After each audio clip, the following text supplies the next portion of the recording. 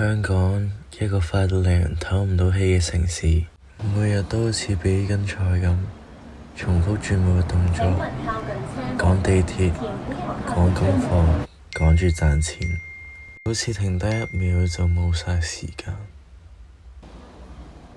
我望住身邊啲人，大家都係咁急咁忙。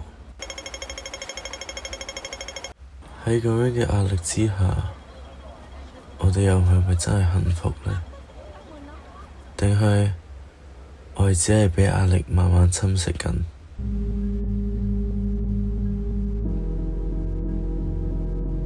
壓力喺香港好似空氣咁，無處不在。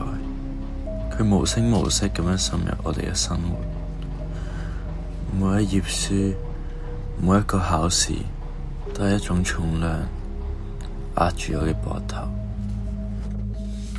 學生怕考試，成年人怕失業，呢種恐懼日日都喺度提醒我，唔可以鬆懈。個個都話我撐得住，但係佢哋個心越嚟越沉重。我記得有一晚凌晨3點，我仲喺度溫緊書，隻眼乾到痛，呼吸都變得好急促，心跳快到好似就係要爆咁，好似隨時都會崩潰。超過60%嘅學生曾經感受到嚴重嘅焦慮。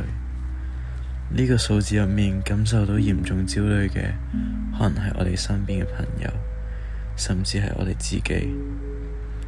我哋係咪已經習慣咗壓力呢？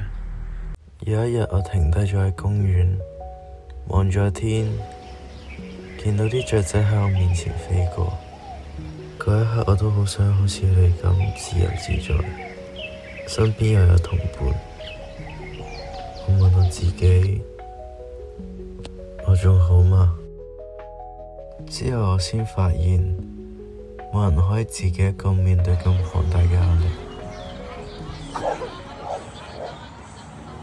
所以呢個時候，家人朋友嘅互相關心同相處就顯得特別重要。因為生命唔只係為咗生存，最重要嘅係感受呢個世界。雖然壓力唔會一夜之間消失晒，但係我哋都可以選擇停一停，深呼吸，揾返屬於自己嘅步伐。因為生命唔只係追趕，而係欣賞沿途嘅風景。